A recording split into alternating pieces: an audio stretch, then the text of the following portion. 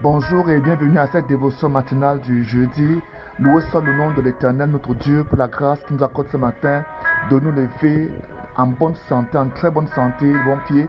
Pour ceux qui sont malades, si tu es malade, le Seigneur est capable de te guérir en ce matin et il le fait au nom de Jésus-Christ de Nazareth. Amen. Mon nom c'est Bled Bechem. Nous allons lire dans 2 Timothée chapitre 1. Il dit à partir du verset 8: N'aie donc pas honte de rendre témoignage au sujet de notre Seigneur. N'aie pas non plus honte de moi qui suis ici en prison et pour sa cause. Au contraire, souffre avec moi pour l'évangile selon la force que Dieu te donne.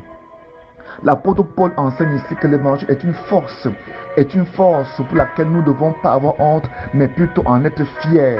C'est ça qu'il donne à Timothée comme conseil. Et il montre ici que Jésus est venu et a brisé la puissance de la mort. Il a brisé les puissances passées, présentes et même à venir. Il les a brisées par sa mort. Il dit au verset 9, celui qui nous a sauvés, il nous a aussi appelés à mener une vie sainte.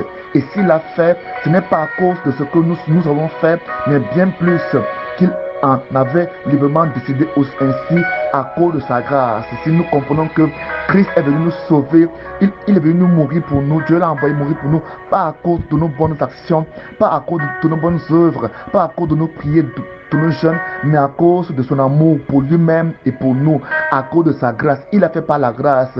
Pour nous enseigner, sinon que nous devons fièrement arborer, n'est-ce pas, notre vêtement, notre statut de chrétien, d'enfant de Dieu, de fils de Dieu, des disciples de Jésus, premièrement. Deuxièmement, nous ne devons pas avoir honte de notre appartenance à l'église de Christ. Il dit, cette grâce là, il nous l'a donnée de toute éternité en Jésus-Christ. C'est merveilleux. Cette grâce, il te l'a donnée, il me l'a donnée, et tu la reçois par la foi, tu l'acceptes par la foi. La grâce que le Seigneur te donne est par le Seigneur Jésus-Christ, la grâce du salut, la grâce de la guérison, la grâce de la délivrance, la grâce de la protection, la grâce de la protection. Tout ce que nous avons en Dieu n'est que grâce. Tout ce que nous recevons de lui n'est que grâce.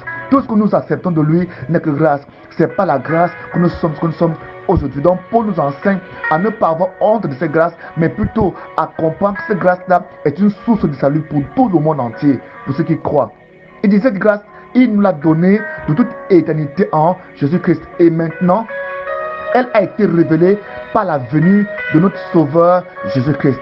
Cette grâce donc se révèle par Jésus-Christ. Cette grâce, non, tu rentreras en contact avec elle en connaissant Jésus-Christ. Paul nous enseigne que cette grâce, n'est-ce pas, est révélée, pas cachée. Parce qu'il y a deux choses, elle peut être cachée et puis aussi elle peut être révélée. Mais elle est révélée, elle est manifestée au travers de Jésus-Christ. Donc si nous voulons avoir, obtenir, recevoir la grâce de Dieu, c'est par Jésus-Christ. Si nous voulons connaître, si nous voulons, n'est-ce pas, manifester, comprendre, connaître, n'est-ce pas, la grâce de Dieu, elle se manifeste, elle se fait connaître, elle se transmet au travers de Jésus-Christ. Donc Jésus-Christ est ce canal, est ce moyen, est cette force, est ce couloir au travers duquel nous connaissons, nous recevons, nous comprenons, nous manifestons la grâce de Dieu. C'est ce qui ressort de 2 Timothée chapitre 1. Il dit que, et maintenant, elle a été révélée, la grâce de Dieu a été révélée par la venue de notre Sauveur Jésus-Christ. Et cette grâce, il dit, il a brisé la puissance de la mort. Magnifique. Jésus-Christ a brisé la puissance de la mort. Et nous savons que la mort est, n'est-ce pas, cette puissance que le diable utilisait pour maintenir les hommes captifs, pour maintenir les hommes prisonniers, pour maintenir les hommes dans le péché. La peur de la mort est cette arme que Satan, n'est-ce pas, utilisait pour continuer à ramener les hommes dans sa captivité, dans son esclavage. La Bible nous montre que Jésus-Christ, n'est-ce pas, a détruit, a brisé la mort. Il a brisé la mort pour que nous puissions avoir la vie. Il nous a donné la vie et il a détruit la mort. Toute forme de mort, qu'elle soit spirituelle, physique ou éternelle, la Bible dit qu'il a brisé la mort. En mourant sur la croix, la mort a été brisée pour ceux qui croient. Pour avoir accès à la grâce de Dieu au travers de Jésus, c'est pas la foi. Il faut croire en Jésus, il faut croire en Dieu, il faut accepter le sacrifice que Jésus-Christ a fait. Il faut reconnaître, il faut accepter que Jésus-Christ, qu'il est venu sous forme humaine, qu'il a été enfanté d'une femme vierge, qu'il est mort sur la croix réellement, qu'il a été enterré, qu'il a été, n'est-ce pas, crucifié, il a été enseveli et il est ressuscité le troisième jour. Il faut accepter cela, il faut croire en cela, il faut croire que Jésus-Christ à la croix, il a pris ta place, il a pris ma place, il a accompli la justice de Dieu. Il faut croire que Jésus-Christ à la croix a reçu, n'est-ce pas, le jugement de Dieu qui t'était destiné, la colère que Dieu avait contre toi, n'est-ce pas, le jugement que Dieu devait exercer sur toi, Jésus-Christ l'a porté pour toi afin que tu sois libre aujourd'hui. C'est ça l'expression de la grâce. Le péché qui t'a mené à la mort, parce que la Bible dit dans Colossiens 2, verset 12, il dit, nous étions morts par nos péchés, nous étions morts par nos péchés, dans le péché qui a amené la mort physique, la mort spirituelle, la mort éternelle sur toi. Jésus-Christ l'a pris sur lui. Et il a pris non seulement le péché, mais il a pris aussi les conséquences de ce péché. Il a aussi pris dans son corps les conséquences liées à ton péché. Quelles étaient ces conséquences? La maladie, l'enfer, la mort et toutes ces choses-là, les blocages, la pauvreté. Il a pris toutes ces choses-là sur lui. La malédiction, il a pris toutes ces choses-là sur lui. En te pardonnant, il a ôté aussi les conséquences. Il a enlevé aussi les conséquences. Voilà pourquoi nous pouvons prier pour les hommes et ils sont guéris parce que les conséquences du péché partent, disparaissent parce que le péché n'est plus là. Ce qui donne la force, n'est-ce pas, à la maladie, aux démons, au blocage, à toute forme de problème dans ta vie, c'est le péché. Et ce fondement a été retiré, a été enlevé par Jésus-Christ. En mourant sur la croix, en étant crucifié, en versant son sang sur la croix, ton péché a été enlevé, ton péché a été effacé. C'est ça la grâce, c'est ça la grâce de Dieu. Parce qu'auparavant, Moïse, sous la loi, la Bible nous montre qu'ils apportaient des taureaux, des brebis, des génisses, des béliers, des boucs pour le pardon, pour l'expiation de leurs péchés.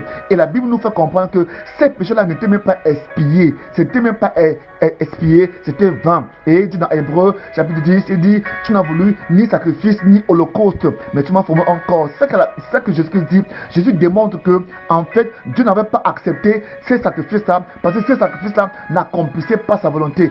Ces sacrifices-là n'apaisaient pas véritablement sa colère. Or, quand vous lisez dans l'Ancien Testament, la Bible dit que les sacrifices qui étaient consumés, n'est-ce pas, l'odeur là avait un rôle apaisant. Un rôle apaisant, ça apaisait la colère de Dieu. Mais Jésus-Christ est venu pour ôter, pour enlever la colère de Dieu, pour que l'inimitié qui était manifesté entre toi et Dieu à cause du péché soit enlevé et qu'il y ait quoi? Réconciliation entre Dieu et toi. Voilà pourquoi ce matin, tu peux être appelé fils de Dieu. Quand tu acceptes ce message, quand tu acceptes Jésus-Christ, tu es appelé fils de Dieu, tu es appelé enfant de Dieu, parce que Jésus-Christ est venu pour te sauver, pour te pardonner, pour te laver, pour, n'est-ce pas, te justifier, pour transformer ta vie et faire de toi enfant de Dieu. C'est ce qui ressort de ce texte. C'est ça la grâce du Seigneur Jésus-Christ. Il dit, et maintenant, il a été révélé par la venue de notre Sauveur Jésus-Christ. Il a brisé la puissance de la mort et par l'évangile a fait resplendir la lumière de la vie et de l'immortalité. C'est très important. Il dit, par la prédication de l'évangile, amen, Christ fait resplendir dans ta vie la lumière de la vie et de l'immortalité. Donc ce matin, en recevant ces paroles-là, par la puissance de Christ, par la puissance que l'évangile véhicule dans ta vie, que Christ fasse resplendir en toi la lumière de la vie et de l'immortalité au nom de Jésus.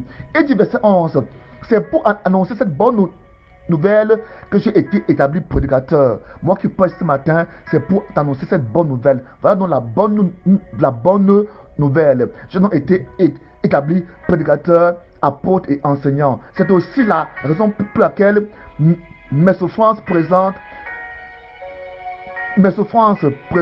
et même à venir, voilà la raison pour laquelle l'apôtre Paul dit que c'est l'une des raisons principales de ses souffrances présentes et même à venir. Ainsi, je n'en ai pas honte, car je sais en qui j'ai mis ma confiance. J'ai la ferme conviction qu'il est assez puissant pour me garder de tout ce qu'il m'a confié jusqu'au jour du jugement. Amen. Paul donne ces textes-là, ces informations, ces encouragements à Timothée afin qu'il n'abandonne pas la foi. Ce matin, sois béni au nom de Jésus-Christ de Nazareth. Mon contact sur le plus 237 695 15 66 25. Soyez bénis au nom de Jésus.